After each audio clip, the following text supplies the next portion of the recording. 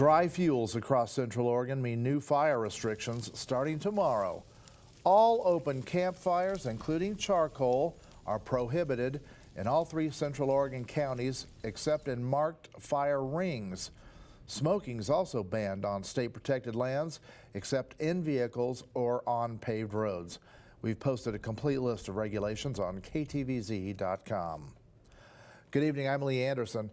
That's well timed as we are under a fire weather watch for tomorrow. Let's get straight over to Jacob Larson. He's got a first look at our forecast. Now, Jacob, you're also talking about a chance for thunderstorms here, too. Lee, that's right. We already saw a few thunderstorms roll through parts of the region today, especially along the Cascades. We're going to continue to see that threat for thunderstorms heading into tomorrow. We also have a fire weather watch that's set to go in place tomorrow afternoon, right at noon, in fact, and that's going to be in place until Thursday at 11 o'clock at night. That's all the area you see here in the tan color.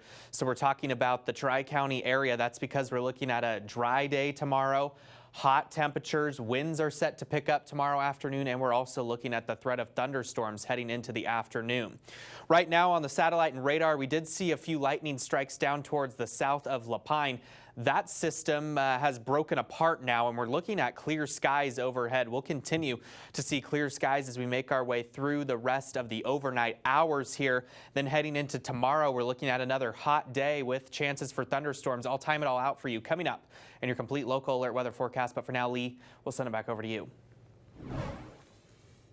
This man, 31-year-old Brandon Harris of Eugene, was arrested in Sisters after an alleged DUI crash and running from police. State police say Harris was driving recklessly near Sandy Am Pass yesterday afternoon, then caused a head-on crash in Sisters and ran away. The state trooper chased him coming down from the pass, but called off the chase before the crash. A 48-year-old Sisters woman was seriously injured in the crash, but will recover. Harris was found behind the West Side Sisters Church. He's being held without bail on a parole violation. He faces DUI, assault, hit and run, and other charges. Now to an update on a story we first broke last night. News Channel 21 spoke exclusively with a homeowner who called 911 about the suspect at the center of an almost 7-hour-long manhunt on the east side of Bend. The search started after sheriff's deputies say they tried to pull over 38-year-old Michael Young east of Bend. They say he jumped out of his minivan and ran near Fletcher Lane. Kent Couch lives near Bunchgrass Place. He says he was outside working on his house around 8 p.m. when Young came up to him and asked to use his phone. Couch says Young told him he was looking for his brother's Great Dane, which had gotten away. Couch was aware of the ongoing manhunt.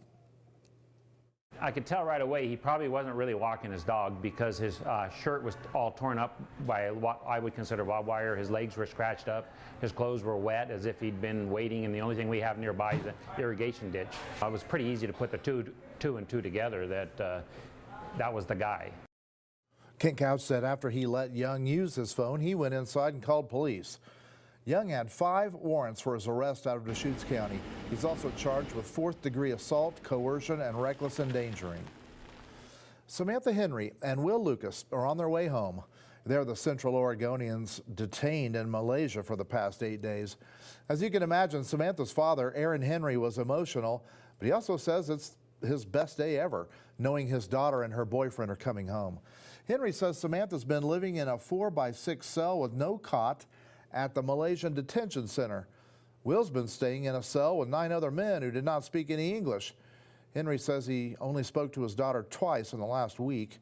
The first time, he says, she was crying, scared and confused as to why she was being detained. And the second time was last night after learning she's coming home. He explained over the phone today what that conversation was like. So we've been on this roller coaster, right? Ups and downs and corkscrews and highs and lows, and you get to this point where you're afraid to celebrate. You're afraid to feel happy because you just don't know. Something else could happen. Or maybe she gets detained again. You know, we don't know. And so as a parent, we went through so many emotions. My wife and I were just zombies. How can I enjoy a meal? How can I enjoy sitting down when she can't? And so I felt guilty. And, it's tough. They were set to land at LAX earlier this evening and will fly to Redmond tomorrow morning. A grocery store worker in La Pine believes tax dollars he pays toward food stamps in Oregon are going to waste. He caught an example he says happens all the time on camera. The video's dark, but if you look closely, you can see a man shaking a soda can to quickly empty it. The witness, who took this video and asked not to be identified, works on the loading dock at the grocery store. He says he sees people buying bottled water and canned drinks with food stamps all the time, just to dump them out beside the building and go straight to the bottle drop for cash. In many instances, this cash is used for buying malt liquor or wine or cigarettes, things that they can't get on the Oregon Trail card, but things that they shouldn't be doing, wasting taxpayers' money. The witness said his company brings in 7 times more cans than they sell. Since the state's bottle deposit doubled to 10 cents, redemption rates are nearly 90%. Tonight we're asking if you think the SNAP program, that's the food stamp program, needs to be reformed here in Oregon. Vote and comment on our web poll at ktvz.com. Neighbors concerned over a proposed 50-lot subdivision in Northwest Bend voiced their concerns to the city today. Polish Homes wants to build on 8 acres near Northwest McLean Drive and Northwest Shevlin Park Road. Neighbors are worried about how dense the development will be and wildfire safety. The Bend hearings officer will visit the site on Monday. The public has until September 3rd to submit new written arguments. Murphy Road improvements start next week. Phase 1 set to last through October. City of Bend hosted an open house this evening to make sure neighbors are in the loop come Monday. As part of Phase 1, a roundabout's going in at 15th Street and Murphy. They'll do sidewalk improvements on the west side of the road from Ferguson Road to Chloe Lane. And finally, a safe crossing's going in at 15th and Chloe Lane. The northbound lane of Murphy Road will stay open to traffic from Ferguson to Golden Gate Road during construction. After we finish these improvements, we're looking to continue west and complete that overpass to the BNSF rail and complete that connection over to the existing corridor. That's when we're going to start seeing our greatest benefits to the capacity and improved emergency response and addressing some of the high speeds that we see in the corridor. The project at large is meant to help emergency response times in southeastern Bend and improve connectivity for all kinds of traffic.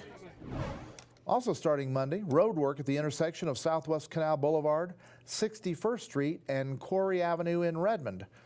The $957,000 project converts the 6-way intersection into a 4-way. It'll also make new left turn lanes on Canal Boulevard. You should expect single-lane closures and delays there. The project should finish up by November.